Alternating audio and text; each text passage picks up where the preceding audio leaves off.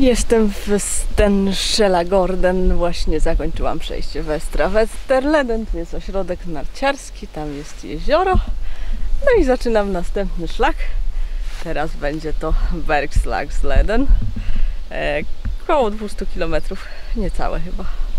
Niecałe do miasta, to więcej niż 200. No, wszystko jedno, troszkę ponad 200. I to będzie już niedługo granica kolejnego województwa. Nie wiem gdzie dokładnie, ale niedługo będzie Örebro.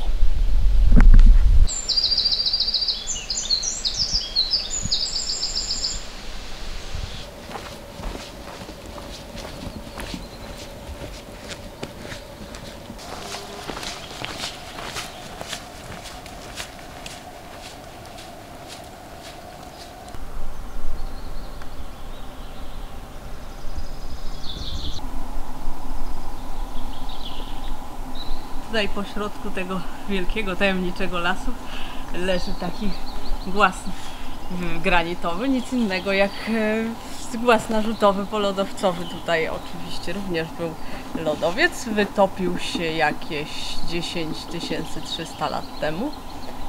Piękny czerwony granit, ładny okaz, bardzo duży. Są z nim związane różne legendy, między innymi mnisi, którzy tutaj pielgrzymowali nad Wetter, zatrzymywali się, żeby odprawiać nabożeństwa pod tym kamieniem. A reszta to w zasadzie nie legendy, tylko historie związane z całym regionem. Teraz wędruję po takiej morenie, a cały las ma 12 mil szerokości, co chyba przekłada się na 120 km. W tym kraju jakoś dziwnie liczą. No i to była historyczna granica między regionami Svea i Göta. Muszę wam to kiedyś pokazać na mapie, bo jest to dosyć skomplikowane i trudno objaśnialne. W każdym razie były tu przez jakiś czas różne bitwy się odbywały i to był region taki graniczny i tu różne takie siedziały opryszki i jak to u nas rozbójnicy. Wilki, niedźwiedzie i dzika zwierzyna. No i potem wreszcie się połączyli w późnym średniowieczu, a nawet powiedziałabym, że w renesansie. Ale Laponia to dopiero została później przyłączona do Szwecji. W każdym razie bardzo ciekawe kolejne miejsce i piękny las z mnóstwem głazów, labiryntów skalnych, a dziś jest trochę łagodniejszy teren, więc się trochę lepiej idzie.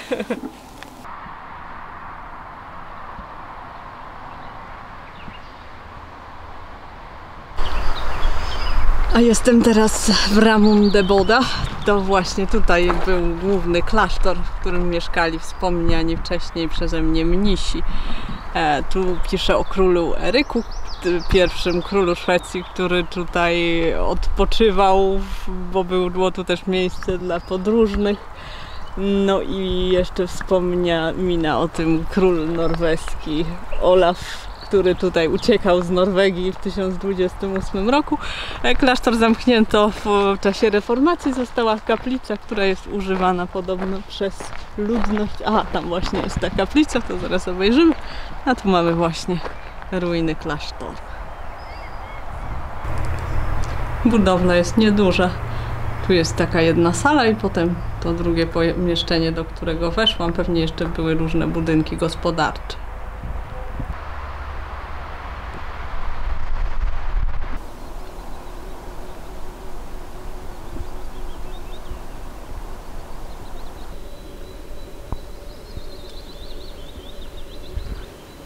No, dziś zakończyłam wędrówkę 10 po 7, więc fajny czas, mam mnóstwo czasu na zjedzenie kolacji, rozłożenie biwaku i odetchnięcie. Fajnie się tak wędruje, nie do całkiem nocy jak na poprzednich szlakach. Sama jestem dzisiaj. Ten wczorajszy odcinek był bardzo popularny. 23 osoby spotkałam w ciągu dnia i obok wiaty biwakowało 5 osób, 3 chłopaków, 2 dziewczyny. Wszyscy teraz biwakują, bo są komary i meszki. Na szczęście mnie te komary jakoś odpuszczają. Chyba jestem tutaj obca i nie znają mojego zapachu. Na szczęście. O meszkach tego nie mogę powiedzieć, ale nie są aż tak tragiczne tutaj. Choć gdzieś tu w pobliżu jest bardzo duże bagno. Ale tu jest tylko taki strumyk o brązowej wodzie, a niedaleko bardzo fajne, czyste źródełko z chłodną, przejrzystą, czystą wodą. Wszystkie źródła na świecie nazywają się zimne źródło. Już tyle krajów zwiedziłam, które miały jakieś zimne źródła. Tutaj jest Calcella. W hiszpańskiej części Stanów były zawsze Ojo Frio. W Hiszpanii też były Ojo Frio. W angielskojęzycznej części Stanów zawsze były jakieś Cold Spring. No, więc wszędzie na świecie jest dość podobnie. A ta wiatka wyjątkowo fajna. Dużo ma różnych narzędzi, garnków. Widać, że ludzie tu tacy trochę bardziej bushcraftowi bywają. Ale dziś nie ma nikogo. Cisza i spokój. Ta torfowa chatka to odrestaurowany domek wypalacza drewna. W dawnych czasach, w tych lasach głównie zajmowano się właśnie pozyskiwaniem drewna i wypalaniem węgla drzewnego. Tu chyba był kominek. Można zajrzeć do środka. O, mamy fajne wnętrze. Teraz zrobione dla turystów, więc można siedzieć, ale dawniej na pewno było tu łóżko. No i jest tak właśnie, tu jest kominek i wystaje na zewnątrz.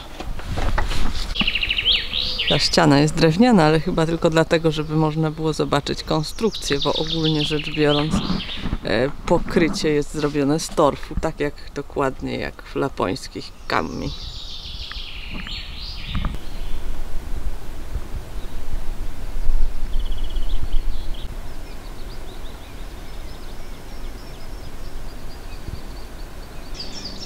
Ten cały węgiel drzewny był potrzebny do wytapiania rud żelaza. Rudy żelaza były wykopywane właśnie w ten sposób jak tutaj, czyli w takich szczelinach skalnych powstawały małe odkrywki, kopalnie. Tam jest jeszcze druga dalej. No i właśnie ci wszyscy ludzie takie rzeczy tutaj robili. Mieli też małe farmy, no bo jakoś musieli tutaj funkcjonować.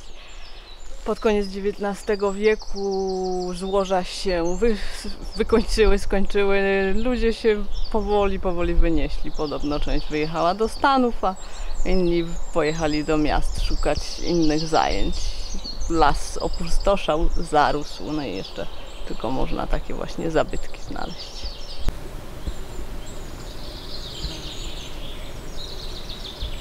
Znowu nadłożyłam 2 km, robiąc głupią pętlę. Wszędzie też znaki są tego samego koloru i nabieram się ciągle, co oznacza, że za chwilę będzie 800 km, ale zanim to nastąpi, jeszcze kawałek lasu bukowego, jeden z najbardziej na północ wysuniętych w Szwecji, no i w Skandynawii w ogóle. W czasie epoki brązu buki sięgały dużo dalej na północ, bo był wtedy cieplejszy klimat, potem się ochłodził, buki się cofnęły i występują głównie już tylko na samym południu i właśnie takie jeszcze odosobnione enklawy jak tu.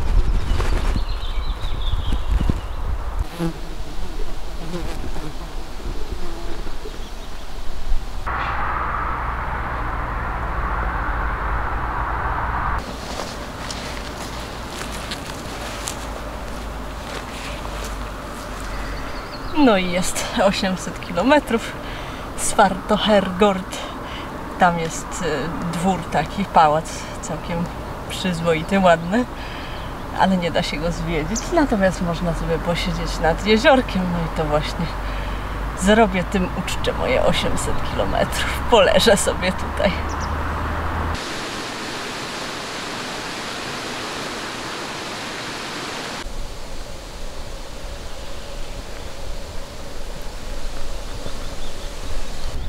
Drzewo, pod którym stoję, to drzewo bólu, drzewo, które nie zostało nigdy wycięte, ponieważ ludzie wierzyli, że zawiera wszystkie choroby, które w nie wygoniono. Na przykład, jeżeli ktoś był chory i jakąś swoją rzecz włożył w wydrążoną dziurę w takim drzewie, ta choroba tutaj zostawała. Są takie dziury właśnie. Albo jak ktoś miał ból zęba, to były specjalne drzewa od bólu zęba. Należało patykiem tak długo drążyć, aż pojawiła się krew i potem włożyć ten patyk w drzewo. i to miało zabrać ten ból, więc takie różne samotne drzewa w lesie często miały swoją funkcję.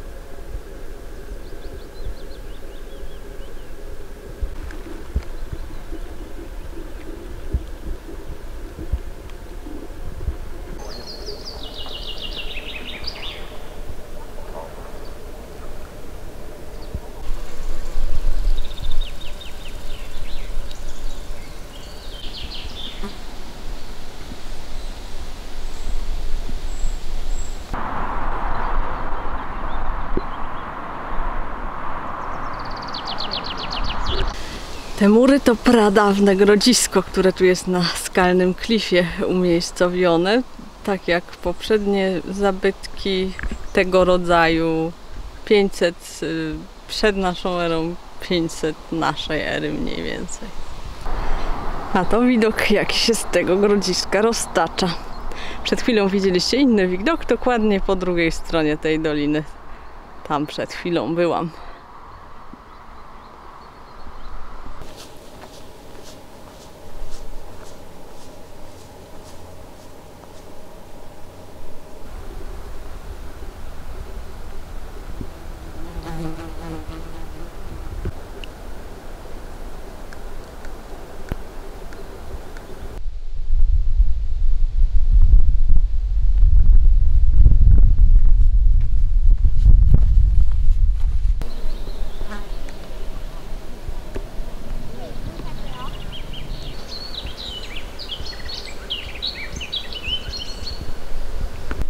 Tutaj znowu znalazłam coś ciekawego.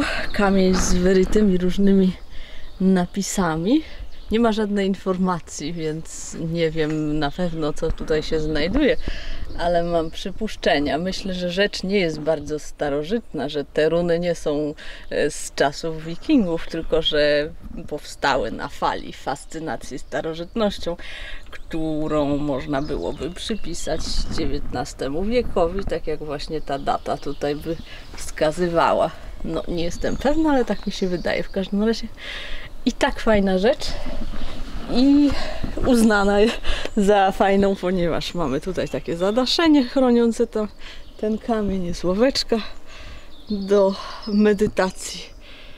Wszystko to znajduje się na takim wzniesieniu dosyć stromym. Ta wędrówka to dla mnie coś zupełnie innego niż wszystkie poprzednie. Teraz właśnie nastąpi coś, czego przez ostatnie 4 lata nigdy nie robiłam, czyli będę robić blue blazing.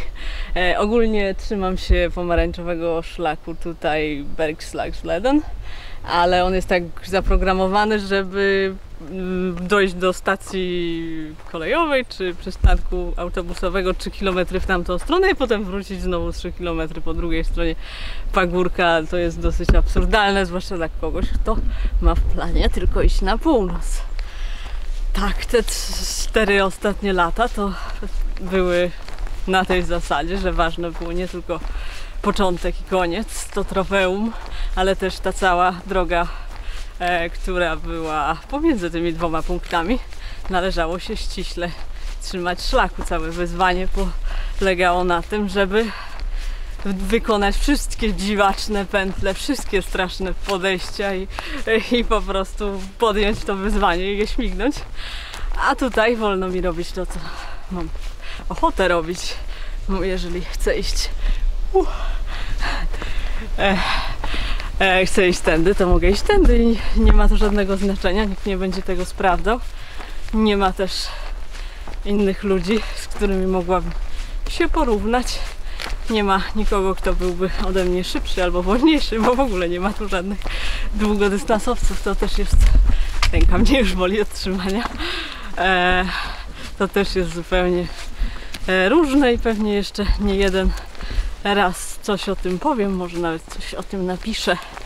W każdym razie na pewno wielu osobom wydaje się, że łatwiejsze jest podążanie jednym znakowanym szlakiem, że zawsze się wie, co się robi i tak dalej.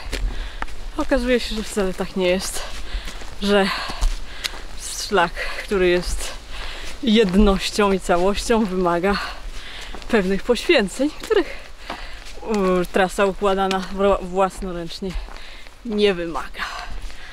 Co prawda ten wariant jest pod górkę i czeka mnie zdobycie szczytu, a za mną już jakieś chmury deszczowe się czają.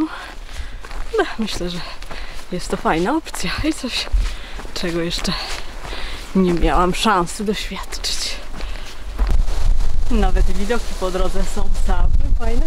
Widzicie, że kraina jest dosyć puszysta. Szlak dość ambitny, jeżeli się wybieracie, weźcie to pod uwagę.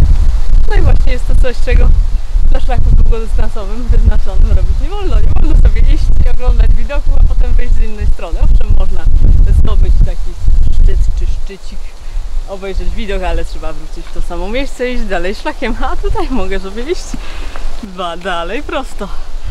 Klasycznym przykładem jest wejście na Mount Washington na Pacific Crest Trail. No tam się wchodzi, schodzi i idzie się dalej szlakiem. No tutaj właśnie nie muszę tego robić.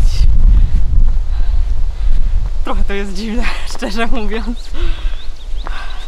Ale może się przyzwyczaję z czasem. Wygląda na to, że nie był to aż taki znowu Blue Blaze, bo jest to swego rodzaju wariant etapu 8. A teraz jestem już na oficjalnym szlaku głównym. Zaraz się zacznie ulewa, ale zanim się zacznie, mam nadzieję, że uda mi się pokazać jeszcze. To jest huta w Pershittan. Zabytkowa, można zwiedzać.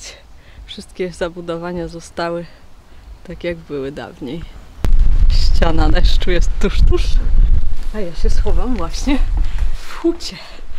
Tu jest cylindryczny piec. O! Właśnie walnął piorun. I tu można to wszystko obejść, co właśnie uczynimy.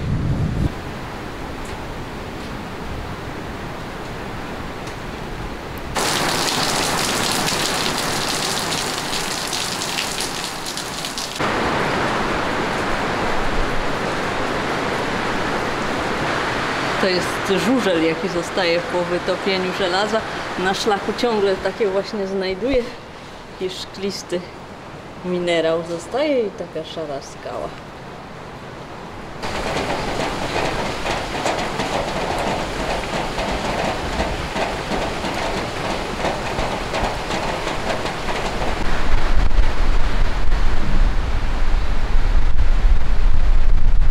To musi być maszyna parowa. Tak myślę.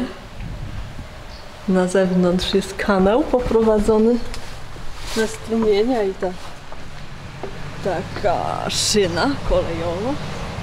A tutaj jest kanał, mostek. A chmura właśnie sobie poszła, ale ulewa trwała 50 minut. Pewnie jeszcze coś popada, więc lecę tymczasem do miasta. A tu jest jeszcze koło, które ten strumień, jak sądzę, napędzał. To się raczej rzadko zdarza, ale tym razem setka jest wypisana na piasku. Za pomocą kijka trekkingowego 900 km, już tylko 100 zostało i będzie pierwszy 1000. Jestem cała przemoczona po wczorajszym deszczu, ale trudno, cieszę się.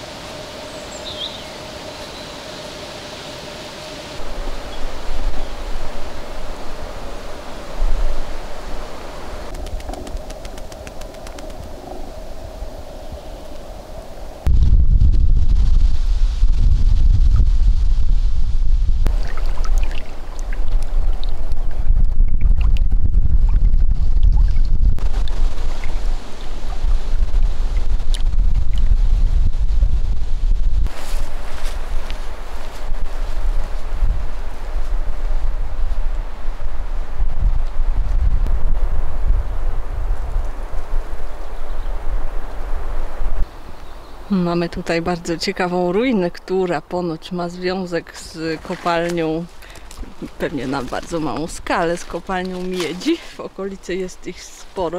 Miasto Kopparberg, jego nazwa pochodzi od miedzi właśnie. Całkiem spora piwniczka, być może tu właśnie przechowywano miedź, a najstarsze zbadane pozostałości po wydobyciu pochodzą z XIII wieku. Tutaj jest druga ruina i ta jest piwnicą dawnego jakiegoś domu, jakiegoś może schroniska, które było używane przez pielgrzymów.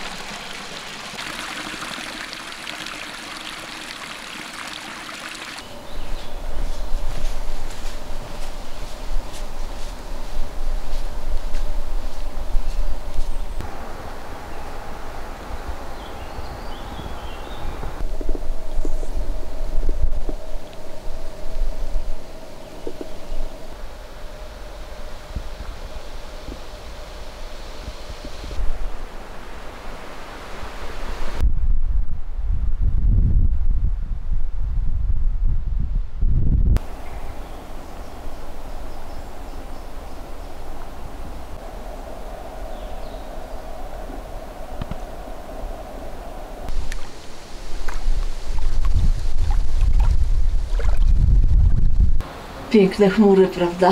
W ogóle dziś piękny dzień i piękne chmury. Chmury zmierzają z nad Atlantyku i są dosyć deszczowe. Przypuszczam, że jeszcze dosyć popada, ale dziś miałam znowu szczęście i padało tylko przez chwilę. Zdążyłam się schować i zaraz przestało. Więc było całkiem przyjemnie i ten piękny widok z wieży widokowej i rezerwat, który nazywał się Kindla. Może jeszcze kiedyś się tam jakimś cudem wybiorę. Fajny, dziki las, strumyczki, bagienka, bardzo przyjemnie.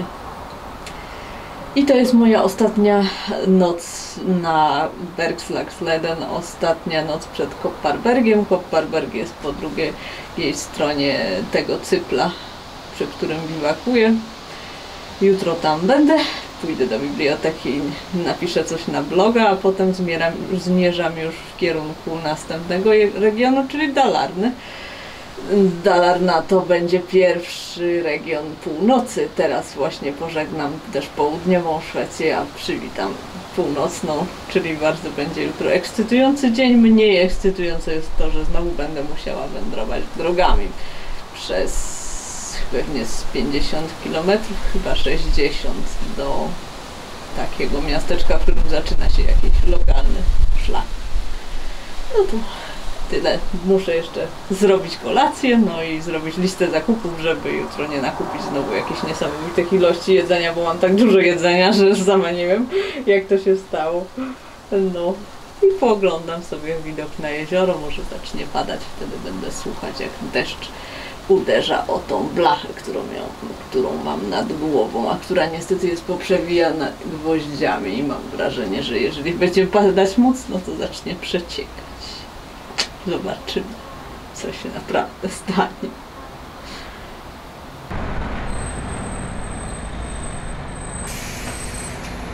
A tutaj już jestem w Kopparbergu.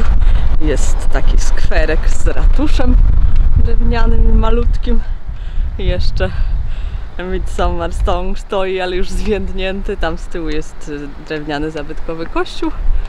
Miasto nie jest wcale tak duże, jak wygląda na mapie, bynajmniej jest malutkie. Tutaj jest sklep, a tam dalej na głównej ulicy biblioteka, a ja idę zobaczyć, czy jest otwarta informacja turystyczna, bo przydałoby mi się już kupić nowy gaz. A nie wiem, gdzie tego dokonać.